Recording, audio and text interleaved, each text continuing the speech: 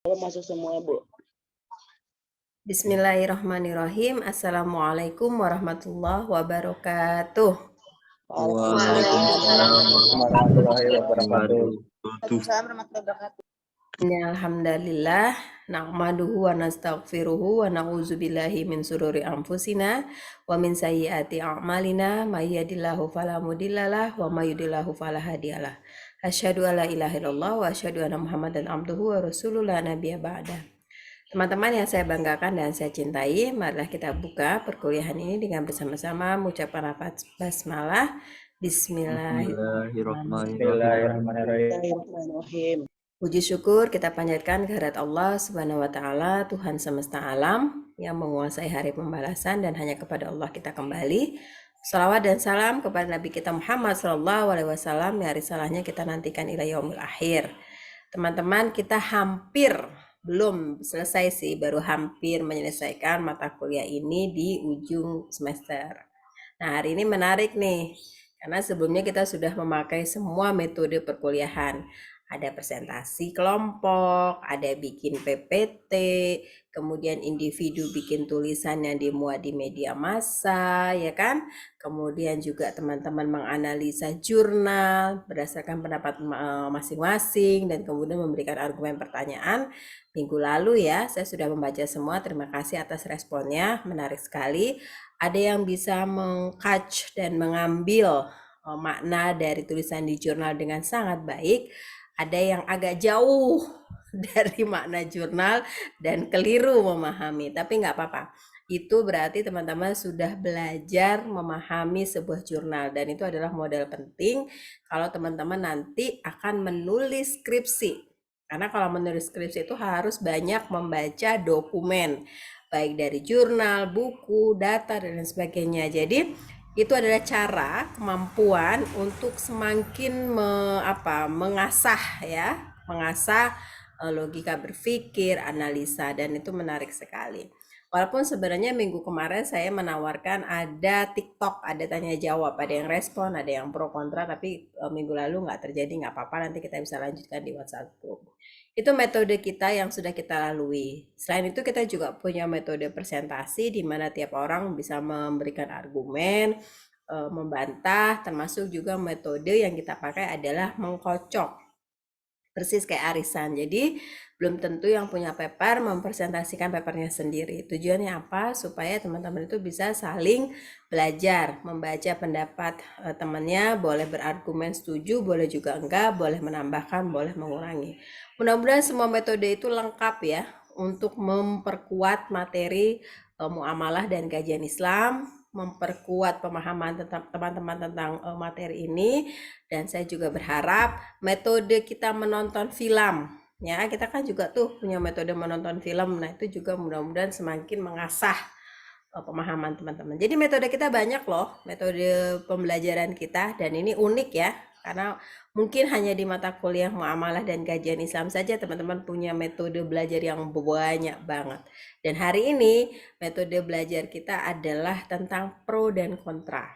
Ini teman-teman latihan nih, kalau nanti seandainya teman-teman jadi anggota dewan di DPR RI atau jadi pejabat negara. Amin ya rabbal alamin. Ibu doain nggak ada yang respon nih? Nggak pada mau jadi pejabat. Amin, Bu.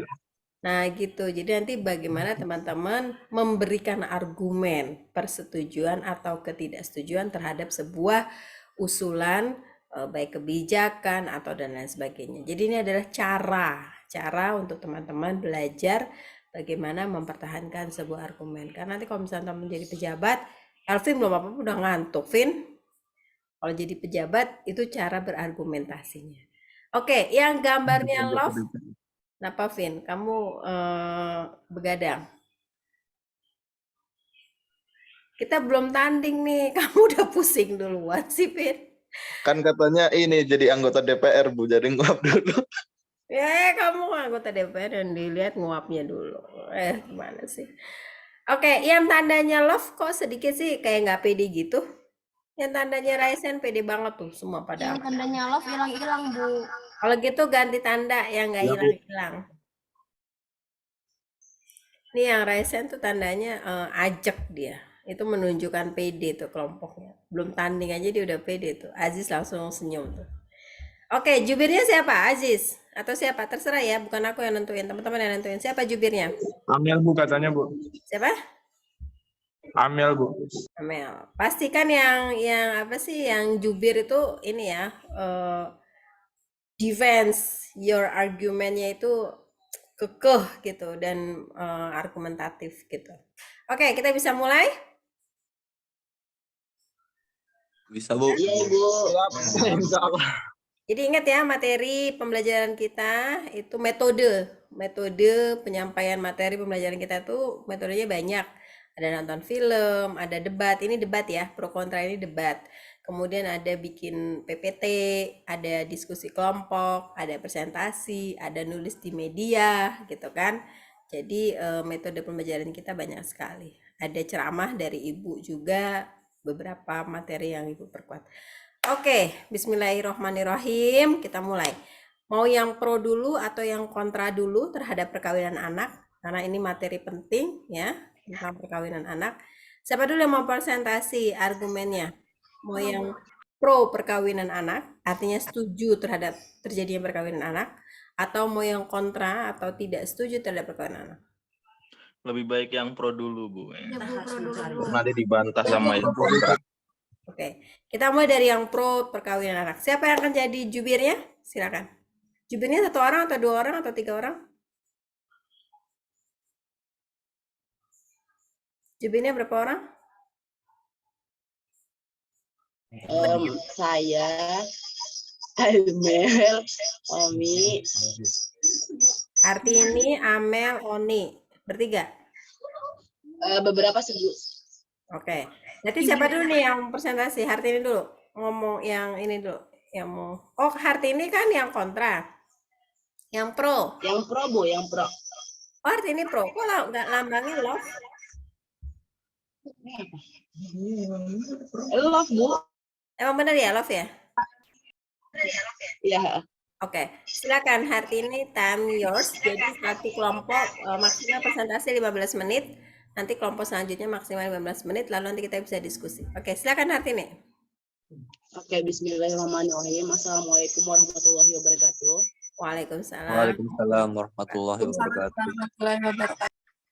Selamat siang teman-teman sekalian. Hari ini kita akan membahas tentang pernikahan dini.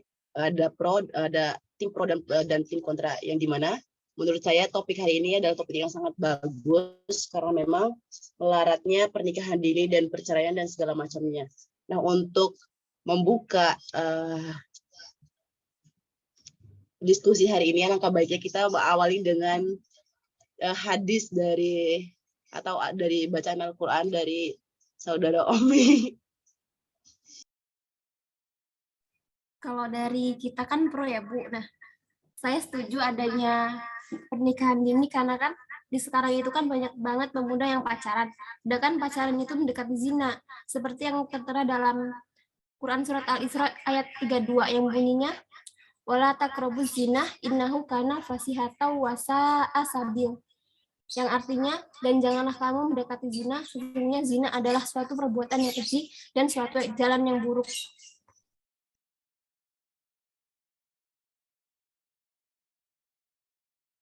Hartini suaranya masih di mute. Daripada pemuda itu mendekati zina, lalu berzina, mendingan kan kita langsung nikah muda aja gitu, Bu. Selanjutnya akan diteruskan oleh Hartini.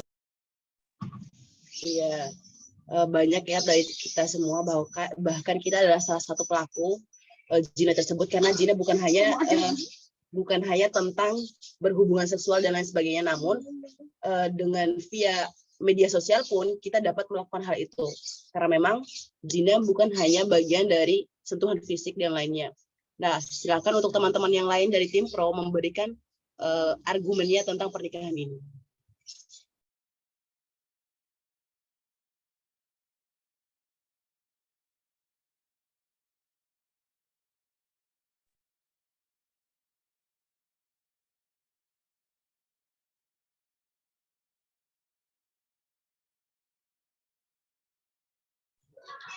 Assalamualaikum warahmatullahi wabarakatuh. Waalaikumsalam warahmatullahi wabarakatuh. Izin menanggapi kami dari tim Pro terkait pernikahan dini. Saya setuju sekali dengan pendapat Hartini dan Rohmi terkait pernikahan dini. Karena dalam Islam sendiri itu tidak ada batasan usia dalam pernikahan, sehingga kami pun menyetujui terhadap pernikahan dini tersebut. Terima kasih. Saya Alfia setuju dari pernikahan dini, karena yang pertama juga pernikahan dini juga agar menghindari hawa nafsu yang menggebu-gebu. Selain itu, pernikahan dini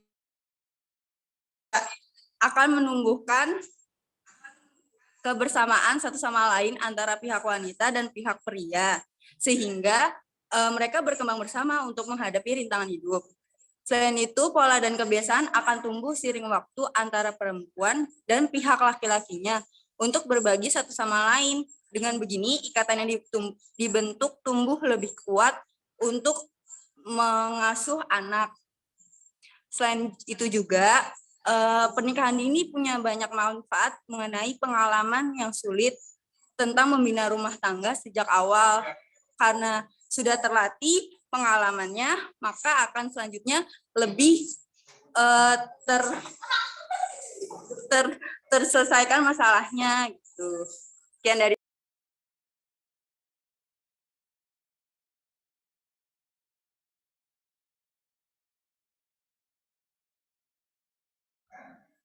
Ini suaranya di mute, yang lagi bicara siapa? Alfia barusan Bu. Oh, barusan saya Alfia. Belum ada lagi yang lain? Ya, silakan untuk teman-teman yang lain yang dari tim Pro untuk memberikan argumennya tentang pernikahan dini.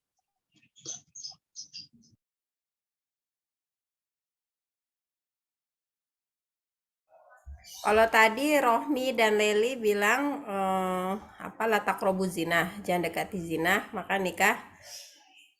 Udah. Kalau Alfia tadi bilang nikah dini itu adalah ajang untuk bersama pasangan bersama-sama meraih kesempatan, saling bahu membahu. Ya, Alfia ya. Kalau ya, Hana Bu, tadi, benar Bu. Hana tadi apa Han? Hana dan Amanda, Hana Rahmawati dan Amanda tadi. Coba kalau misalnya pernikahan dini, kita pro terhadap pernikahan dini karena di pernikahan dini itu tidak diatur dalam hukum Islam, Bu. Oh, soal usia ya? Tidak ada batasan usia untuk menikah. Oke, ya Ibu ingat. Oke, Hartini moderator doang nih kayaknya nih. Kalau Hartini apa pendapatnya, Tin? Karena kan zaman sekarang itu berzina itu bukan hanya sentuhan fisik ya Bu, juga bisa lewat media panggil-panggil yang berkedok ta'aruf, padahal ta'arufnya 2 tahun 3 tahun itu kan bukan ini ya Bu, bukan ta'aruf sebenarnya gitu. Oh, oke. Lebih ke anak-anak yang zaman sekarang yang seolah mempermudah perzinahan itu gitu, malah melebarkan, padahal kan pernikahan dini itu lebih baik apabila kita seumuran kami tidak bisa menahan hawa nafsu dan lain sebagainya itu Bu. Oke, terima kasih Tini. Ini soal media ya, dan zina-zina selain hubungan seksual, jadi zina mata, zina tangan, zina kaki. Yang nggak sholat di masjid terus mampir ke tempat-tempat yang maksiat itu zina kaki juga tuh ya. Oke, Tin, siapa lagi Tin? Masih punya waktu nih Tin, kelompoknya yang pro pernikahan dini. Oke, silakan teman-teman untuk tim pro, mungkin dari Elsa, Putra, Dinda, Shiswa, Utari, Bila, Lucy, Maulana, sama Gusti. Mungkin ada gambaran atau mungkin tanggapan tentang pernikahan dini. Silakan teman-teman.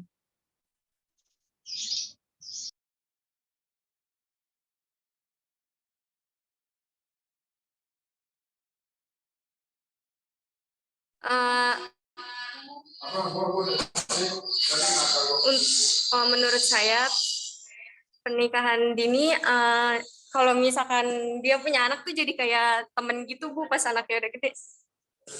Biar nggak zina juga sih. Itu aja sih Bu. Jadi maksudnya kalau nikahnya sudah tua nanti anaknya kayak cucu gitu. Ya nggak, Syaf? Enggak gitu Bu. Gimana, Maksudnya Syaf? kalau misalkan anaknya nih dia nikah dini terus punya anak ya jaraknya paling kayak 17 tahun. Itu pas dia udah gede jadi kayak adik kakak gitu Bu. Jadi seru Besti. Gitu. Kayak aku sama kamu dong. Iya Bu, betul. Wah, Kita kayak parah, Bu, bestie. parah, Bu, parah. Mamanya Maisha sama aku umurnya tuan aku daripada mamanya Maisha. Maisha ada di kelas nggak? Bukan di kelas ini ya. Oke, Maisha itu anaknya MM sama saya nggak pernah manggil kakak. Katanya, aduh nggak lah Bu, soalnya usia ibu sama usia mamaku lebih ini usia ibu. Saya bilang lebih tua maksudnya. Dia ketawa. Nggak lah Bu, saya nggak enak manggil kakak katanya dia. Oke, jadi kata Syafrina kalau nikahnya muda nanti kayak teman, kalau nikahnya tua nanti kayak sama cucu. Hati-hati loh Syafrina. Oke, nggak apa-apa Syaf. Boleh juga sih idenya. Yang lain? Rin, siapa Izin lagi? tambahkan Bu. Oke, siapa? Reza Bu. Mm-mm. Mungkin menurut pendapat saya nikah di usia muda itu bisa memiliki kesempatan untuk mempunyai banyak keturunan. Karena seiring bertambahnya usia di dalam dunia kedokteran itu dijelasin kesuburan wanita semakin menurun kalau tambah tua. Ini yang kontra harus dicatat ya, pendapat yang pro itu bahan buat teman-teman menangkis atau memberikan jawaban. Ini Reza barusan bilang nih, kalau nikah muda itu potensi punya anaknya banyak. Nah, teman-teman punya jawaban apa? Apakah ini kamu kok kayak si artis yang baru nikah kemudian yang nikah didatengin presiden ya? Dia mau punya anak sampai berapa tuh? 15. Lebih dari kesebelasan, lalu orang langsung pada heboh. Kata Reza kalau nikah muda itu potensi punya anaknya banyak loh. Karena masa kesuburannya itu panjang.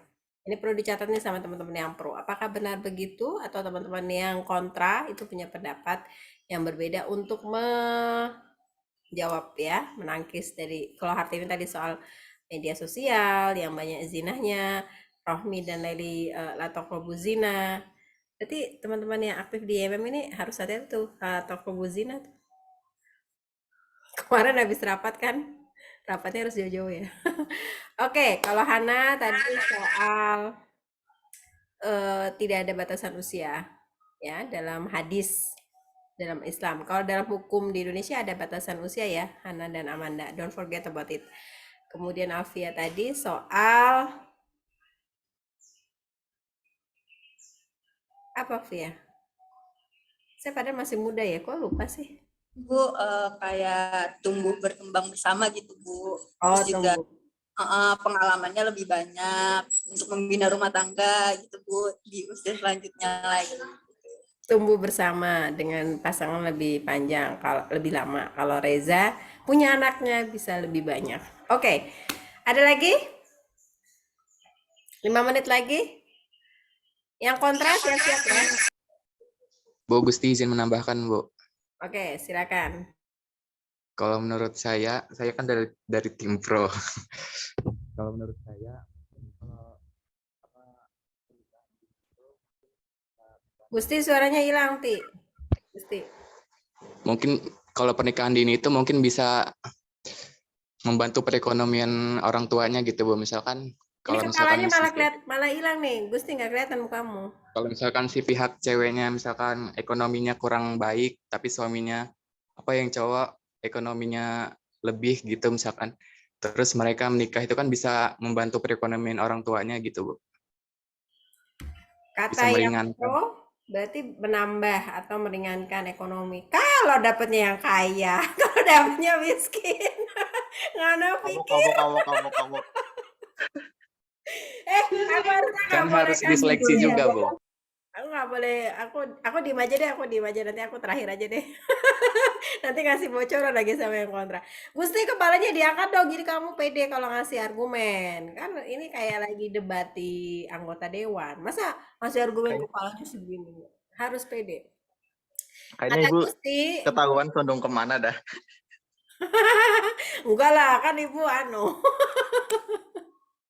Oke, kata Gusti, nikah muda itu sebagai sarana solusi terhadap permasalahan kemiskinan dan jalan keluar terhadap ekonomi gitu. Makasih Gusti. Siapa lagi Tin? Teman kamu Tin di Pro. Harus argumen yang kuat dong. Jadi yang kasih tanggapan. Izin menanggapi, saya ingin menyampaikan hadis yang ada hadis Rasulullah yang artinya, hai sekalian pemuda, barang siapa di antara kalian sudah memiliki kemampuan, segeralah menikah, karena menikah dapat menundukkan pandangan dan memelihara kemaluan. Dan barang siapa yang belum sanggup menikah, berpuasalah, karena puasa akan menjadi banteng baginya.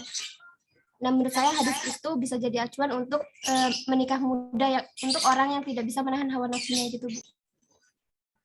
Hadisnya dibaca dong, Say.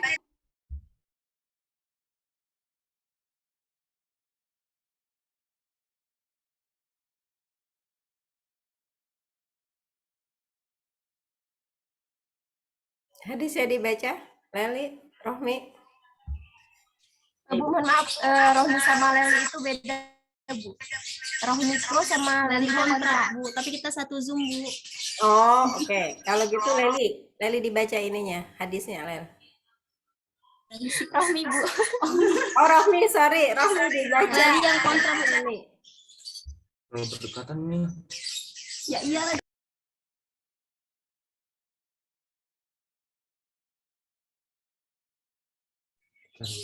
Oh ya, ya masyaallah sababi man mas tato mang sebelumnya assalamualaikum.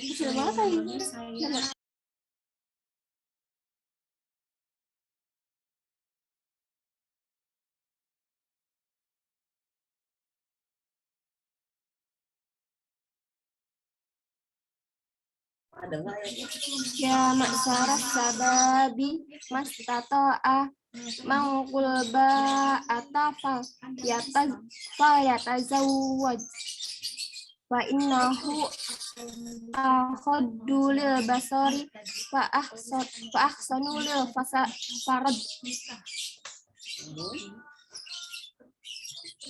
wa man lam yastati fasalaihi bisauhi wa innahu lahu wijah, yang artinya, hai sekalian pemuda, barang siapa di antara kalian sudah memiliki kemampuan, segeralah menikah, karena menikah dapat menundukkan pandangan dan memelihara kemaluan. Dan barang siapa yang belum sanggup menikah, berpuasalah, karena puasa akan menjadi benteng baginya. Nah, menurut saya hadis ini tuh bisa jadi acuan untuk orang yang nggak sanggup gitu nahan hawa nafsunya gitu, Bu.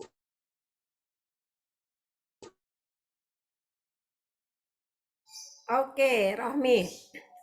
Tin, masih ada waktu nih, Tin. 2 menit lagi, Tin. Bu, saya izin nambahin, Bu. Oh ya, Frianda.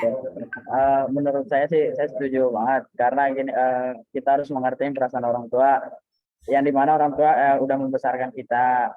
Terus kalau misalnya kita melakukan zina juga di luar nikah itu, mungkin sia-sia orang tua membesarkan kita sampai kita besar. Terus dengan perbuatan kita mungkin orang tua yang tidak mempunyai masalah apapun itu bakal bisa jadi dimusuhi oleh tetangga-tetangga karena ulah kita dari yang melakukan zina. Jadi menurut saya sangat setuju untuk melakukan pernikahan dini. Oke, makasih Frianda. Catatan penting dari Frianda adalah melengkapi apa yang disampaikan oleh Rohmi tadi ya soal ayat dan hadis. Hadisnya tadi juga ya masyarus sabab gitu ya. Ini ya masyarus sabab. Jadi wahai para pemuda, kan panggilannya jelas sekali tadi apa yang disampaikan Rohmi. Lalu Frianda menyampaikan hati-hati nih, jangan sampai kita buat malu keluarga kalau kita terjerumus pada zina. Kasihan orang tua yang sudah membesarkan kita lalu kemudian malu atas perbuatan anaknya yang melakukan zina. Ini catatan dari Frianda. Oke, terakhir Nggak ada? Kalau nggak ada kita kasih ke yang kontra. Ada lagi? Tin, ada lagi Tin? Timo? Silakan teman-teman kalau masih ada.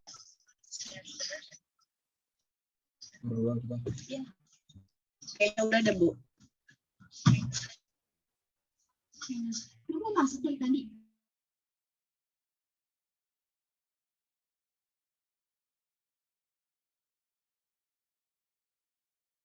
Oke, kalau nggak ada, kita kasih yang kontra ya. Kita kasih hapus dulu buat yang pro. Oke, sekarang kita ke kontra. Siapa juru bicara yang kontra? Sudah disiapkan? Saya, Bu. Tadi sudah dicatat ya. Kenapa soal yang pro tadi, kenapa mereka setuju terhadap nikah muda, tadi sudah dicatat argumennya seperti apa. Nah, saya berharap teman-teman yang kontra terhadap pernikahan dini itu bisa mengcounter dan memberikan jawaban ya dari argumentasi teman-teman kita sebelumnya. Ini menarik nih. Jadi teman-teman harus punya argumentasi yang kuat gitu untuk menangkis atau menjawab dari teman-teman yang pro tadi. Silakan. Siapa jubirnya? Assalamualaikum warahmatullahi wabarakatuh. Waalaikumsalam warahmatullahi wabarakatuh. Saya perwakilan dari kontra menolak bahwa pernikahan di usia dini itu dibolehkan. Pertama, penelitian Miss Gringis dan Hopko Horil menunjukkan bahwa terdapat 50% pernikahan usia dini yang berakhir itu pada perceraian. Terus kemudian ada beberapa penyebab perceraian itu kayak disebabkan dari ekonomi, terus kemudian faktor ketidakdewasaan pasangan suami istri, terus kemudian ada perselingkuhan, kurangnya komunikasi. Kemudian didukung oleh, sebentar Bu, suaranya bentrok. Maaf Amel, suaranya nyinying, jadi kurang jelas suaranya. Boleh tolong diulang nggak Mel? Kemudian didukung oleh beberapa kasus yang diajukan ke pengadilan agama bahwa ada 949 perkara tentang perselisihan dan pertengkaran. Kemudian ada 407 perkara karena alasan ekonomi. Kemudian didukung lagi ada beberapa persentase bahwa di Sulawesi Barat perkawinan usia anak itu sangat tinggi, kemudian indeksnya kedalaman kemiskinan. Kemudian disebutkan juga perkawinan anak merupakan pelanggaran HAM, hak asasi manusia, yang berarti juga pelanggaran hak anak. Kemudian ada Undang-Undang Nomor 35 Tahun 2014 tentang perubahan atas Undang-Undang Nomor 23 Tahun 2002 tentang perlindungan anak, yang dimana mencegah terjadinya perkawinan pada usia anak. Kemudian ada beberapa dampak terhadap pernikahan anak usia dini. Apa aja sih dampaknya? Pertama itu ada faktor pendidikan.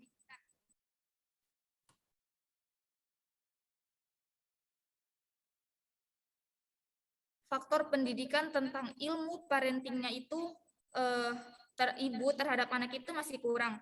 Kemudian karena anak masih usia dini, dia itu emosinya belum stabil. Kemudian masih mengedepankan ego masing-masing. Menurut kesehatan, tulang panggulnya masih terlalu kecil sehingga bisa menyebabkan proses persalinan itu bisa menyebabkan meninggal karena dia belum kuat. Kemudian rentan untuk terjadinya perceraian karena disebabkan oleh emosi yang tidak stabil tadi. Kemudian untuk mental psikologis anak itu mereka tidak cukup kuat untuk menghadapi berbagai masalah-masalah di rumah tangga.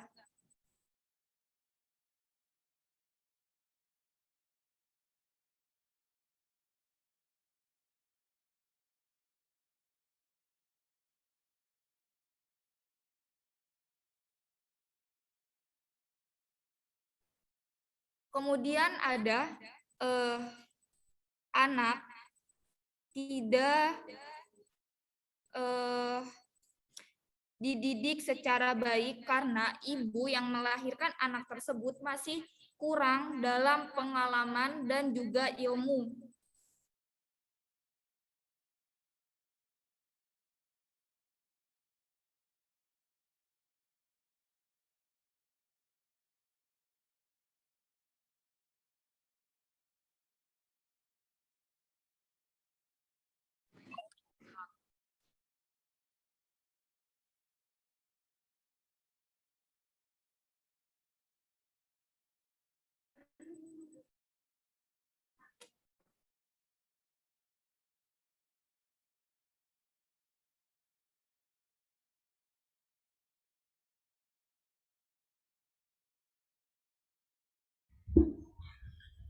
Amelia, suaranya masih di mute.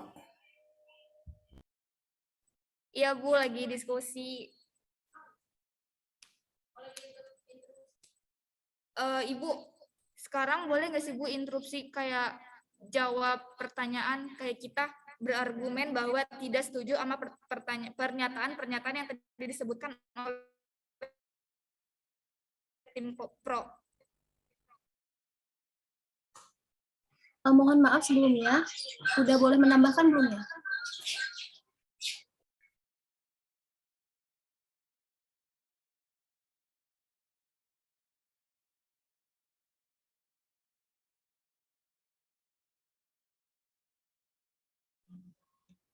Amel udah belum ya? Aku mau nambah.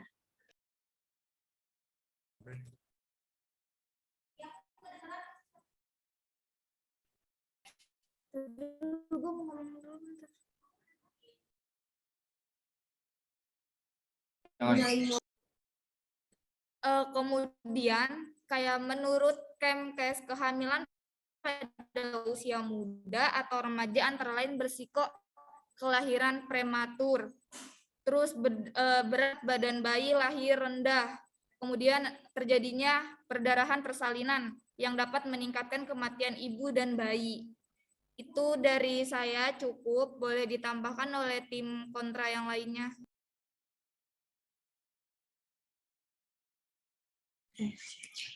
Oke, izin menambahkan.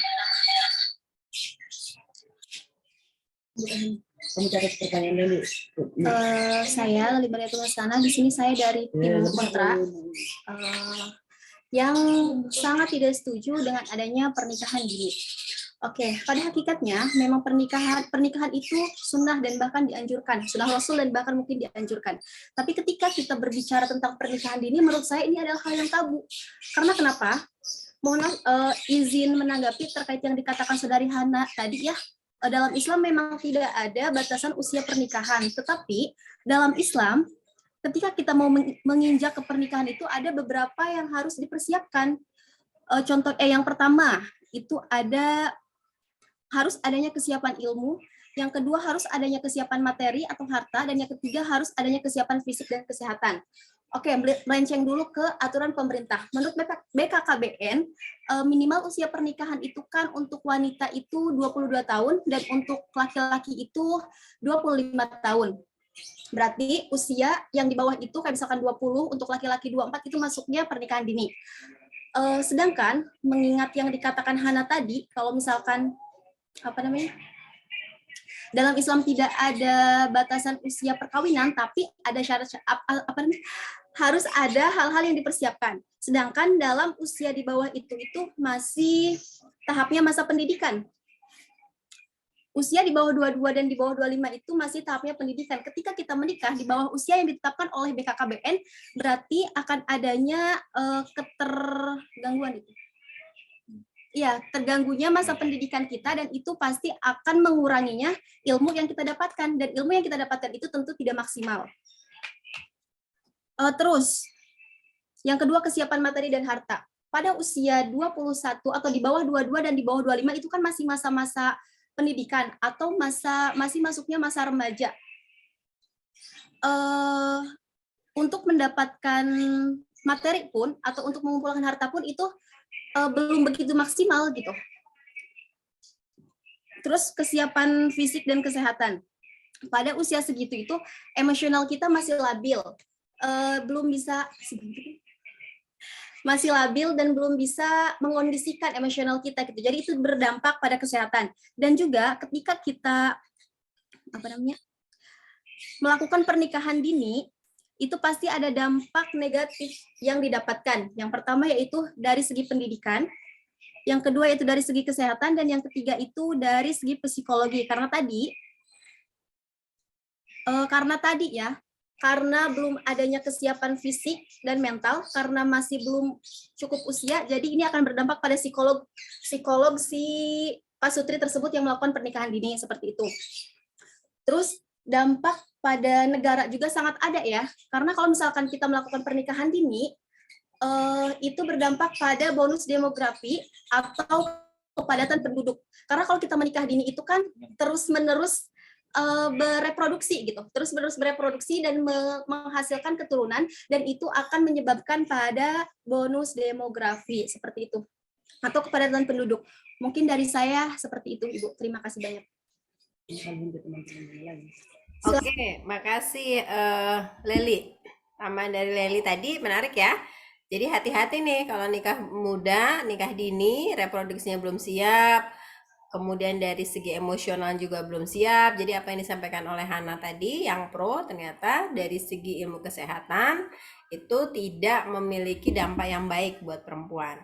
Amelia tadi menjelaskan, mewakili tim juga sudah menyampaikan catatan-catatan negatif dari perkawinan dini yang banyak berdampak terutama pada perempuan. Kalau perempuan itu dampaknya lebih banyak loh dibandingkan laki-laki, karena reproduksi perempuan jauh lebih panjang dibandingkan reproduksi laki-laki, kira-kira begitu. Oke, menarik nih, semakin hangat, semakin membakar semangat. Siapa lagi yang mau kasih tanggapan? Tadi udah bilang, walaupun nggak ada ketentuan soal usia, tapi hati-hati loh kalau nikah belum siap, gitu kan. Dan catatan yang masyarus sabab ini kan sebenarnya juga diingatkan bahwa kalau orang menikah itu harus sudah siap lahir batin, psikologis, kemudian mental, sosial, ekonomi gitu kan, semuanya, sosial, politik dan lain sebagainya.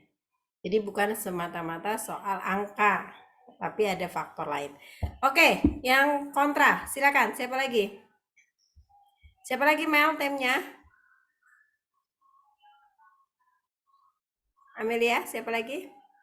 Siapa lagi Leli? Valdi? Valdi mau tambahkan?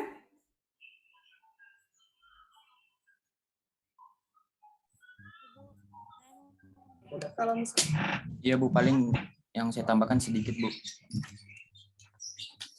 Menurut saya pribadi, saya sangat menyayangkan hal ini Bu. Karena seharusnya anak di bawah umur itu bisa menikmati masa-masanya dahulu. Dan secara mental pun mereka belum siap untuk berumah tangga.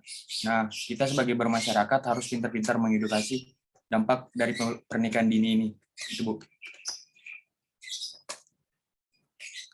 Itu aja Bu yang bisa saya sampaikan. Oke, makasih Valdi. Jadi Valdi tadi menanggapi apa yang disampaikan Frianda ya. Frianda kan tadi mengatakan soal jangan bikin orang tua malu. Tapi kalau Leli Valdi justru mengatakan ya supaya orang tua kita nggak malu, kita harus melakukan edukasi, jangan melakukan pernikahan dini dan juga jangan melakukan hal-hal yang di luar ya atau berdampak terjadinya hal yang tidak diinginkan. Jadi edukasi kepada masyarakat itu penting supaya tidak terjerumus. Oke, yang lain? Aku mau izin menanggapi lagi Bu, tadi ada yang ketinggalan. Oke, Leli. Tadi kan dari tim pro ada yang mengatakan bahwasannya melakukan pernikahan dini karena menghindari perzinahan. Sebenarnya kalau menurut saya untuk menghindari perzinahan itu bukan hanya dengan pernikahan dini aja, tapi ada cara-cara lain.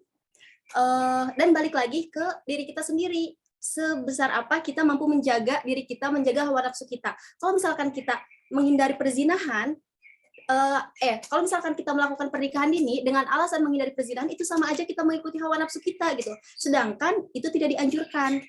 Dan menurut saya untuk menghindari perzinahan, untuk menghindari perzinahan itu salah satunya yaitu dengan menjaga pandangan, cara berpakaian, atau memperkuat agama, yaitu salah satunya pendidikan ya tentunya. Berkomunikasi yang baik itu juga salah satu untuk menghindari perzinahan, dan itu lebih kuat karena itu sama dengan membentengi diri gitu Bu, tidak dengan cara melakukan pernikahan dini. Seperti itu Ibu, terima kasih banyak. Makasih Leli. Penting nih dari Leli, nanti teman-teman yang kontra boleh menanggapi ya. Tadi kata Leli adalah soal menjaga pakaian.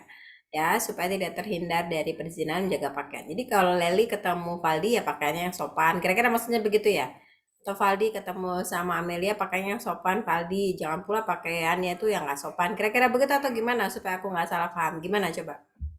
Iya Ibu, kayak misalkan cara berpakaian yang baik ya tidak mengumbar-umbar aurat, setidaknya aurat kita tertutup. Salah satunya dengan memakai hijab misalkan. Karena kan kalau misalkan kita memakai hijab, setidaknya aurat kita tertutup gitu Bu. Dan menjaga pandangan. Itu Ibu. Oke, menjaga pandangan. Jadi menutup pakaiannya itu yang sopan supaya menjaga pandangan. Yang lain? Padahal kata yang pro nikah dini itu justru yang nikah dini itu yang pakainya mungkin gitu kan, yang pakainya juga tertutup gitu, yang jilbabnya juga panjang misalnya begitu. Oke, yang lain mau kasih tanggapan? Siapa lagi? Putri, Ibu. Ibu. Oke, siapa? Putri. Iya Ibu, izin saya sangat tidak setuju ketika Put. Ya Ibu, saya sangat tidak setuju ketika pernikahan dini itu malah dijadikan pro atau malah diperbolehkan dengan sangat jelas. Mungkin Put, sebentar Put, mukanya nggak kelihatan Put. Aku di Amel Bu, sama Amel. Oh sama Amel, mana? Oke, ya silakan. Ya Budi, mungkin tadi teman-teman saya sudah mengatakan dampak dan juga faktor. Maaf Put, suaranya kecil banget. Mel, suaranya digedein Mel. Oke Ibu, kedengaran enggak? Kalau di Ibu sih kedengeran. Mungkin yang teman-teman nggak dengar volumenya digedein aja coba deh. Oke, lanjut. Iya, aku lanjutin ya Bu. Teman-teman saya tadi sudah mengatakan dampak dan juga faktor dari pernikahan dini. Dan banyak sekali memang dampak-dampak negatif yang didapatkan ketika kita melakukan pernikahan dini. Nah, saya akan menyebutkan berdasarkan data statistik data Badan Pusat Statistik yang ada di Indonesia. Pada tahun 2020 itu tingkat kematian, tingkat penceraian, kasus perceraian itu meningkat sebesar 291.677 kasus perceraian. Ini tidak menutup kemungkinan kasus ini tuh akibat dari faktor pernikahan dini tersebut. Gitu, Bu.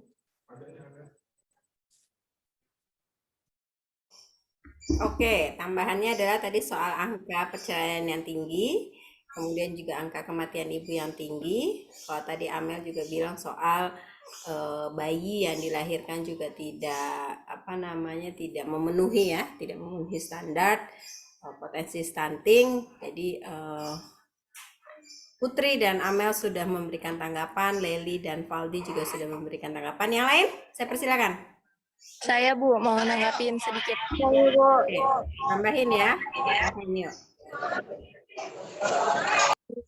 Kalau anak perempuan yang menikah sebelum usia 18 tahun itu 4 kali lebih rentan untuk menyelesaikan pendidikannya. Jadi dia bakalan belum selesai untuk pendidikan sekolahnya gitu. Jadi kalau misalkan dia udah nikah di usia dini, dia nggak nyelesain pendidikannya. Kalau misalkan yang laki-laki dia bisa ngelanjutin sekolahnya gitu, Bu.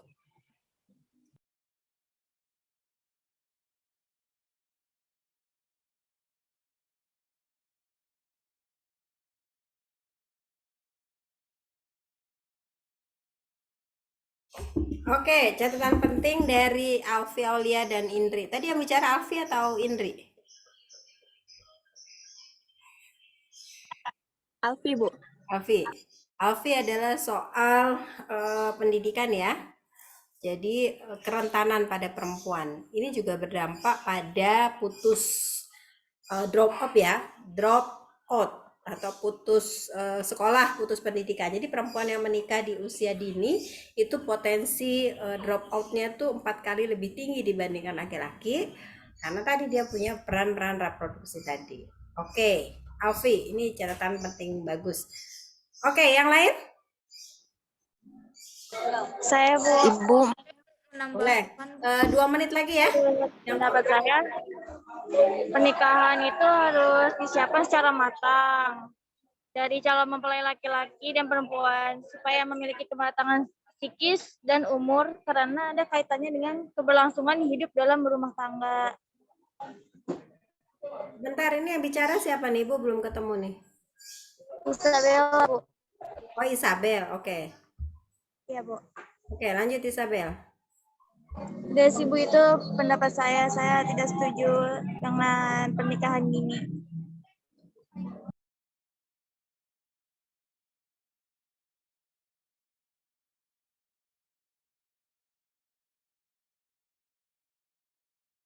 Oke, terima kasih Isabel. Jadi catatannya juga soal pendidikan. Yang lain, saya persilakan. Ada lagi? Amelia, teman-temannya diundang. Ada lagi yang mau tambahkan? Oh, Alia, silakan Alia. Alia? Saya kurang setuju dengan pernikahan di usia yang muda karena selain masih kurang dalam mengetahui hakikat dan tujuan dari pernikahan dengan luas, sehingga bisa muncul kemungkinan yang besar terjadinya pertengkaran yang ujung-ujungnya mengakibatkan perceraian. Selain itu, nikah muda juga kan usianya masih muda, masih memiliki emosi yang belum stabil atau terombang-ambing gitu, Bu. Gampang terpengaruhi oleh teman-teman. Apalagi anak muda zaman sekarang mengikuti zaman, jadi pikirannya masih terlalu muda gitu, Bu.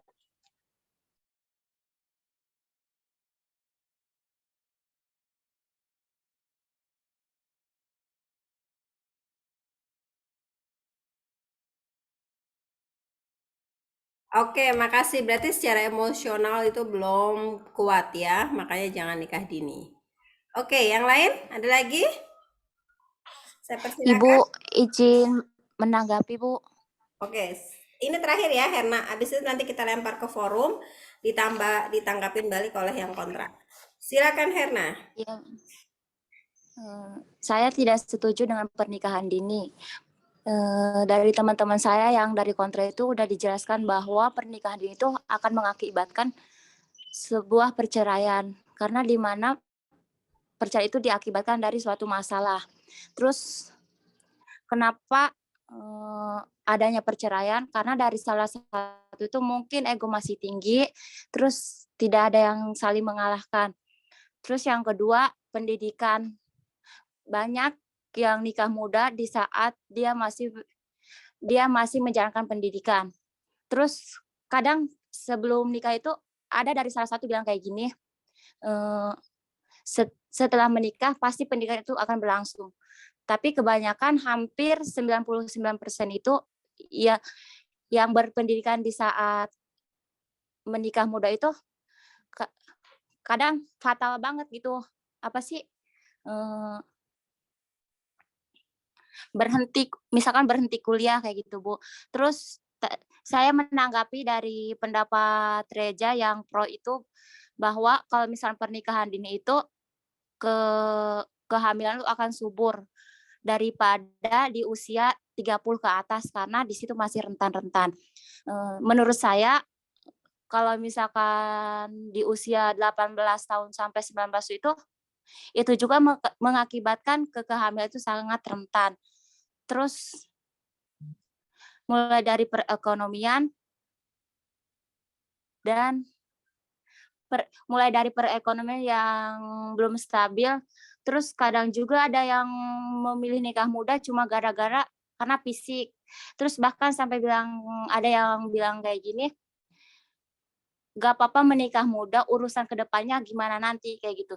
Nah, menurut saya kalau misalkan nikah muda itu harus benar-benar siap ilmu dan siap sebagainya kayak gitu, Bu.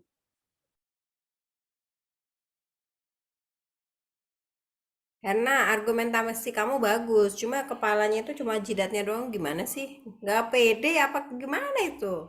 Ditampilin dong wajahnya. Ini kan lagi Iya, niat Bu. serius. Jadi cantiknya kelihatan dong. Masa cuma jilbabnya doang? Oke, terakhir sudah ya? Nggak ada ya? Kalau gitu Ibu kembalikan ke forum besar.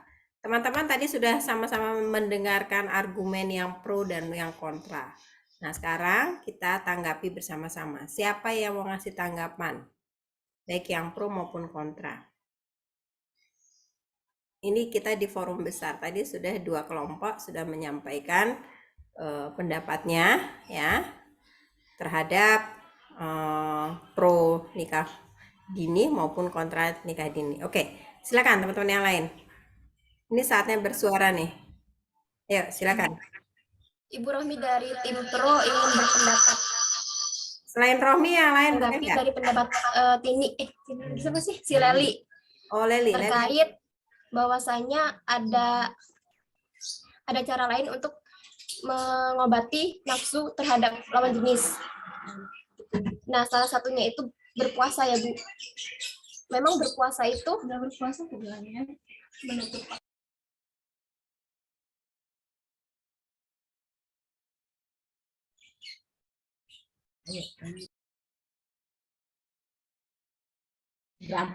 Puasa dipandang mampu mengendalikan motif seksual dan keinginan yang menggebu pada lawan jenis. Tapi puasa akan menyebabkan kadar gizi yang dikonsumsi seorang menjadi berkurang. Nah, menurut saya obat yang paling manjur itu yaitu menikah, Bu. Seperti dalam hadis yang berbunyi lam yaroh la mataha baina masalah nikaha. Tidak ada obat murajab bagi yang dimabuk cinta selain menikah. Hadis riwayat Ibnu Majah. Sekian, Bu. Oke, makasih Leli. Yang lain? Rohmi, Bu, bukan Leli. Rohmi, sorry. Rohmi, soalnya ini pakainya berdua sih. Nggak ada obat yang mujarab kecuali nikah orang yang mabuk cinta. Tapi emang benerkah kalau orang yang berpuasa kemudian gizinya berkurang? Kan sebenarnya banyak juga orang puasa itu justru menyembuhkan penyakit. Puasa Senin Kamis menyembuhkan penyakit banyak. Puasa Nabi Daud itu juga bagus. Ayo, masa sih puasa kemudian kadar gizinya orang jadi stunting gara-gara puasa? Benarkah? Yang lain? Kan kadar gizi yang dikonsumsi, Bu. Enggak, Bu. Jadi berkurang seharinya. Benar, Bu. Coba kasih tanggapan. Oke, silakan untuk teman-teman yang lain yang ingin menanggapi dari tim kontra. Tunggu, bukan. Ibu izin menanggapi. Maaf, maksudnya kami dari tim pro akan memberikan argumen atau tanggapan dari teman-teman tim kontra, begitu. Oke, Herna ini yang kontra. Iya, Bu. Oke, silakan, Nak. Kepalanya dikelihatin atau Herna? Bu, maaf, Bu, kita yang pro dulu, Bu, memberikan argumen. Kenapa? Nggak apa-apa, langsung aja dijawab. Langsung bukannya debat terusnya ini ya TikTok ya. Oh iya. Oh iya, silakan. Oke, Herna, di wajahnya dikelihatin non? Saya kelihatan saya. Iya, Bu. Yuk, nah, silakan. Ibu, saya mau menanggapi dari pendapat Omi bahwa pernikahan muda itu untuk mencegah hawa nafsu. Tapi menurut saya kadangkala yang menikah muda itu hanya untuk memenuhi hawa nafsu.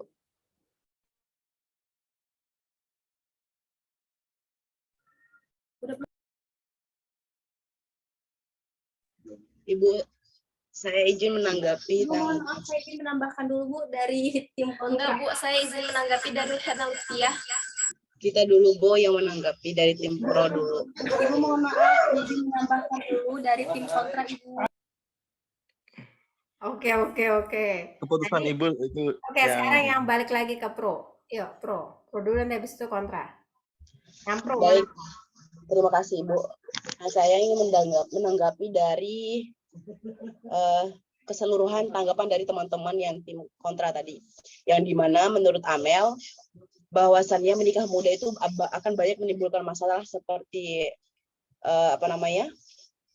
faktor pendidikan yang terputus, emosi yang tidak stabil, belum mampu menyelesaikan masalah dalam rumah tangga, bersikap tidak baik mungkin terhadap pasangannya dan lain sebagainya. Dan dari teman-temannya yang lain seperti Leli,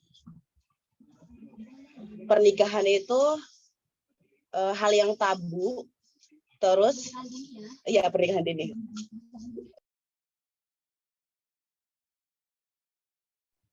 Dan dari teman-teman yang lain bahwasannya pernikahan itu membutuhkan ilmu, pengetahuan, kemapanan dari segi finansial, ekonomi dan lain sebagainya. Nah, seperti yang teman-teman kita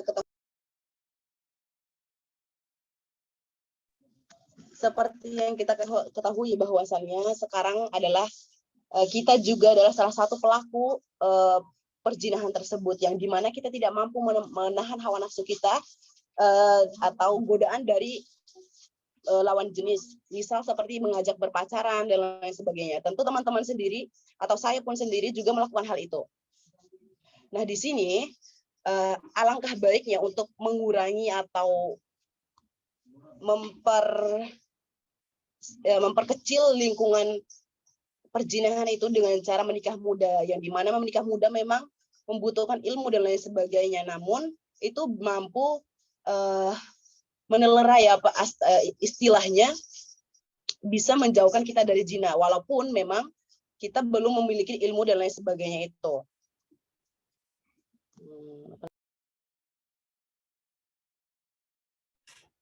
Ibu izin menyanggah, Bu. Ibu izin menanggapi. Tunggu.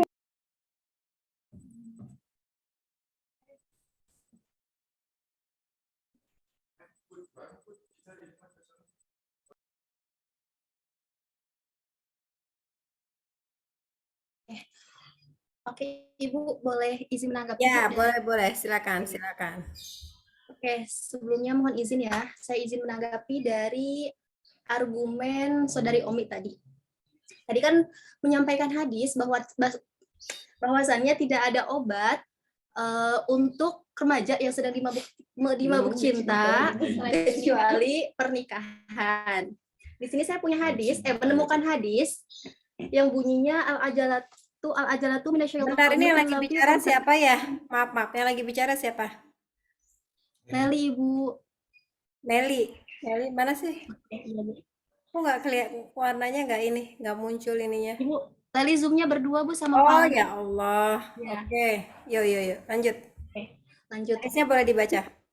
Oke, di sini Lali menemukan hadis yang bunyinya al-ajalatu minasyaitonir illa fi khamsatin fa innaha min sunnati Rasulillah sallallahu alaihi wasallam it'amid dhaifi wa tajhizi mayyiti wa tazwiji bikri wa qasoi daini wa taubati minad dhaibi, yang artinya tergesa-gesa itu dari setan kecuali dalam 5 perkara. Maka itu dari sunnah Rasulullah SAW, yaitu memberi makan tamu, mengurus jenazah, menikahi perawan, membayar hutang dan bertobat. Oke.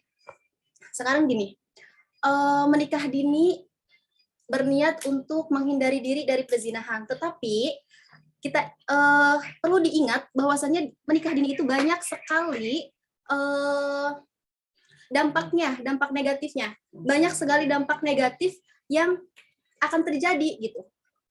Kita nggak bisa dong melihat dari satu sudut pandang aja menghindari perzinahan. Tapi kalau misalkan ketika sudah menikah dini, kurangnya ilmu, kurangnya pengetahuan, kurangnya ekonomi, itu akan berdampak besar pada kehidupan kita gitu. Terlebih bila setelah menikah dini itu adanya perceraian, itu juga sama dong, sama-sama dosa juga. Kita menghindari perzinahan dengan cara menikah dini, tapi kita juga mengundang perceraian. Bukannya perceraian itu juga sama-sama dosa gitu. Seperti itu, Bu, dari Leli. Terima kasih banyak, Ibu. Izin menambahkan, Bu.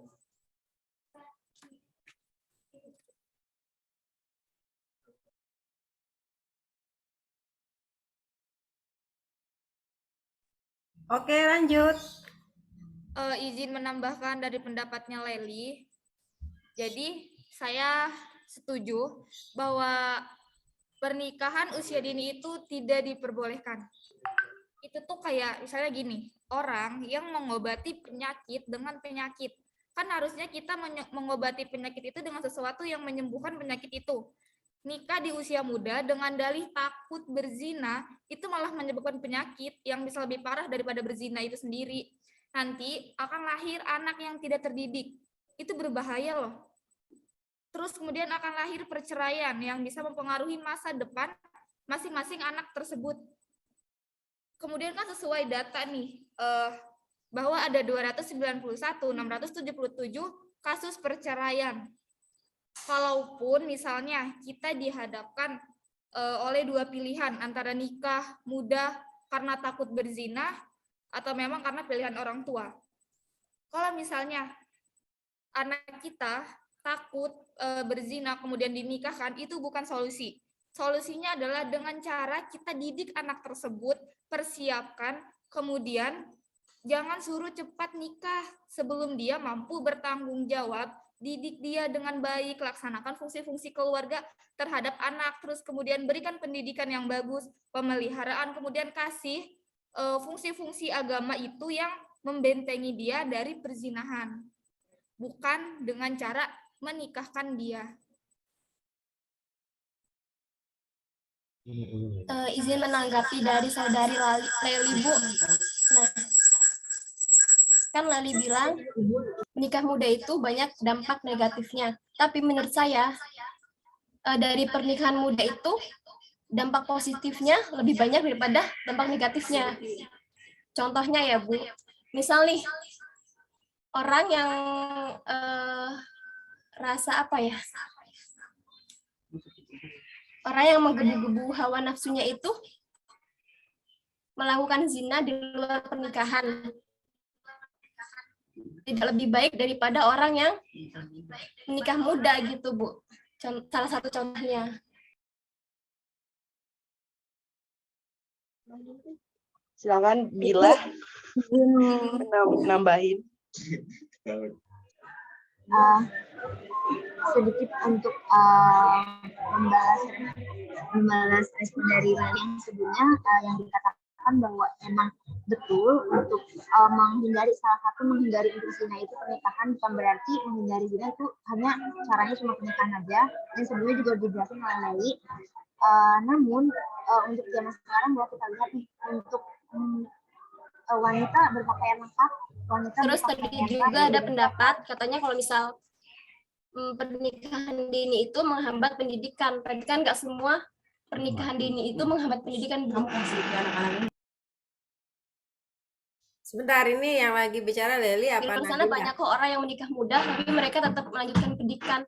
Itu semua tergantung dari kitanya. Terus dalam rumah tangga itu, Bu, ketika kita sudah menikah, kita bisa membina ketika kita sudah membangun rumah tangga tersebut gitu. Oke, Leli, tahan Aku dulu izin menanggapi semangatnya. juga, Ibu. Nabila lanjut dulu, Nabila yuk. Tadi kayaknya kepotong. Silakan Nabila. Yang tadi yang teman-teman bahas bahwasannya menikah muda itu akan banyak menimbulkan masalah dalam rumah tangga, perceraian dan lain sebagainya. Namun sebenarnya perceraian itu tidak hanya bergantung pada pernikahan muda atau terjadi karena usia pernikahan mereka atau usia pelaku pernikahan ini itu masih di bawah umur atau misal 22 tahun dan lain sebagainya. Namun perceraian itu bisa saja terjadi walaupun dengan tingkat umur yang sudah matang dan lain sebagainya. Nah, untuk menerai perceraian itu alangkah lebih baiknya jika pelaku pernikahan, jika suami istri itu menyelesaikan masalah dengan bertanya atau komunikasi, karena penyebab sering terjadinya perceraian adalah selain dari ekonomi, ya justru karena tidak mau mengkomunikasikan apa penyebab dia tidak mau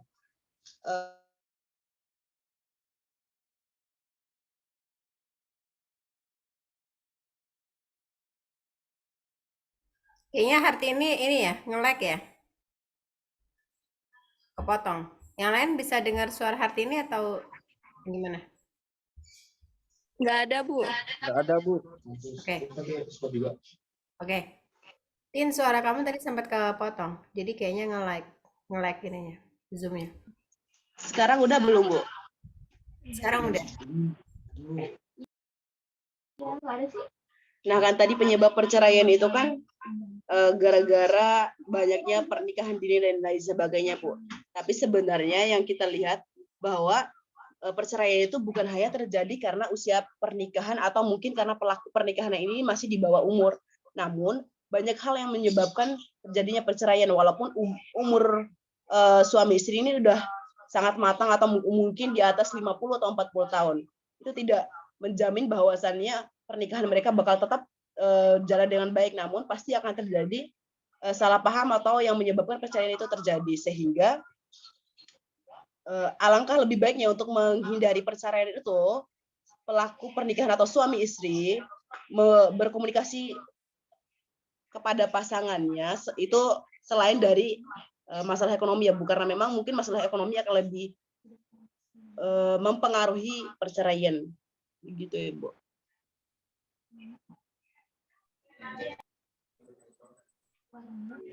Ibu izin menyanggah Hartini. Oke, silakan Amel. Tadi kan Tini menyatakan bahwa kasus perceraian belum tentu dari pernikahan dini. Di sini sudah dijelaskan. Dari tadi kita sudah sebutkan bahwa penelitian Miss Grinjis dan Hoko Horori menunjukkan terdapat 50%. Itu sudah sangat tinggi loh, pernikahan usia dini yang berakhir pada perceraian. Mana mungkin kan data yang disampaikan itu bohong atau tidak sesuai fakta?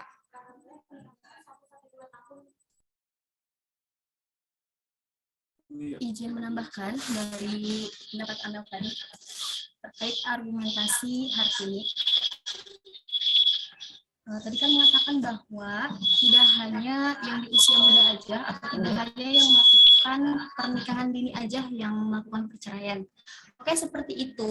Tetapi ketika kita menikah dalam usia yang sudah mapan, pasti ketika kita mau bercerai, ketika kita mau memutuskan memutuskan keputusan tersebut, gitu, keputusan bercerai tersebut, pasti akan ada pertimbangan karena emosional mereka sudah cukup gitu. Mereka sudah bisa mengendalikan emosional. Beda halnya ketika orang yang masih di bawah umur melakukan pernikahan dan hendak melakukan perceraian, itu pasti tidak ada pertimbangan gitu karena emosi mereka masih labil.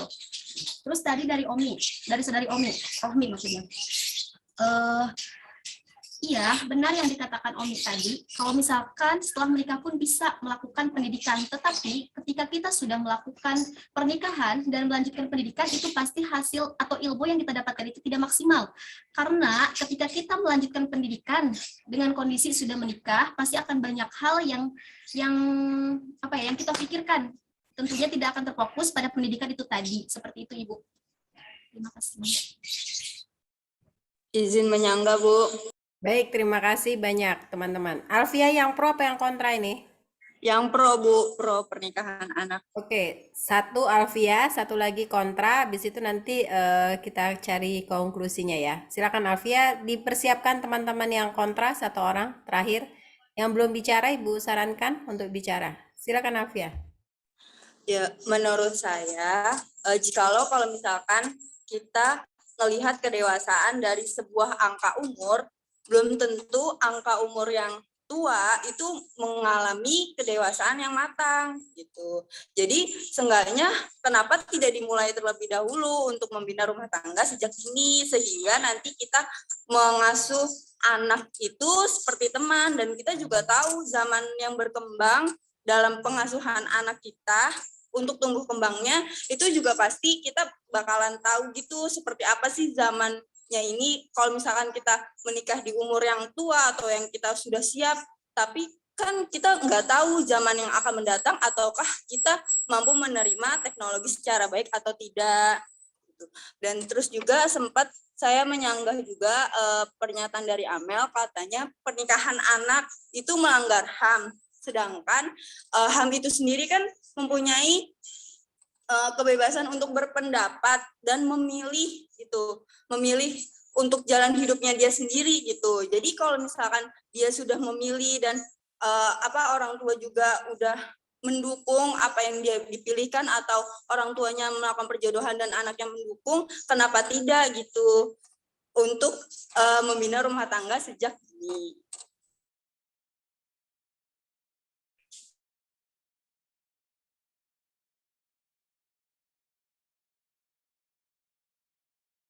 Oke, terakhir yang kontra. Silakan. Siapa? Jubirnya? Siapa yang mau ngasih pendapat yang kontra? Terakhir? Yang kontra siapa kontra? Henry, Isabel, Alfi, banyak nih. Aziz. Ayo, Maulana sama Musda. Ini pro apa kontra Maulana dan Musda ini?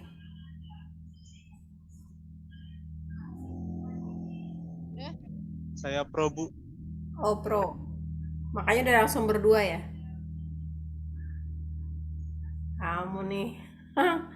Oke, siapa yang kontra? Satu lagi.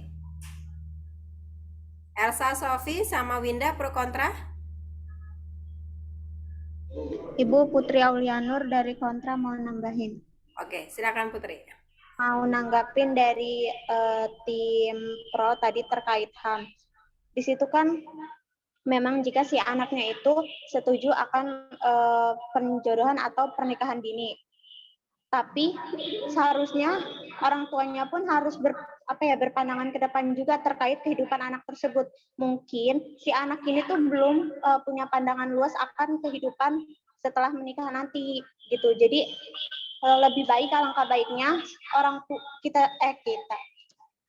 sebagai orang tua itu memberitahu akan kehidupan selanjutnya ketika nanti sudah menikah kayak gitu. Jadi bagian yang HAM tadi itu ada hak sebagai anak jika anaknya menyetujui kan, kata Alfi tadi. Tapi seharusnya sebagai orang tua pun harus memberikan gambaran akan kehidupan ketika pernikahan nanti tuh ternyata banyak hal-hal yang harus disiapkan dan juga kematangan sebelum adanya pernikahan tersebut. Seperti itu, Bu.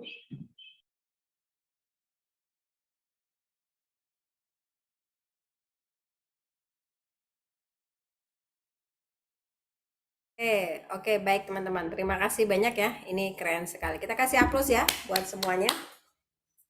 Keren. Gimana rasanya tadi waktu pas ngasih argumen? Rasanya? Seru banget. Seru banget. Seru, Bu. Bu. Kata Bu, Hana. biasanya hitung-hitungan Pri. Greget Jadi nggak? kita dapat hiburan. Greget ya? Khairul, ini ente sebagai penyimak saja. Gimana menurut pendapat ente? Iya Bu, saya sebenarnya bingung juga nih mau kontra apa mau pro. Kamu kelompok apa? Saya pro Bu, Oh, terus kenapa bingung? tapi saya mau kontra. Kasih aplaus buat kelompok yang kontra sudah bisa mempengaruhi Khairul. Tapi sebenarnya sama aja, Bu. Saya juga kontra. Kita kan memerankan mereka, Bu. Makanya saya bingung Bu mau ngomong bagaimana ini. Kata Khairul juga bingung.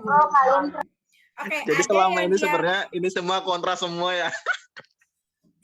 Coba yang Ya, Bu, sebenarnya kontra, Bu. Nah, tapi saya mendukung nikah muda, Bu, karena saya pengen nikah muda. Siapa mau nikah muda? Siapa mau nikah muda?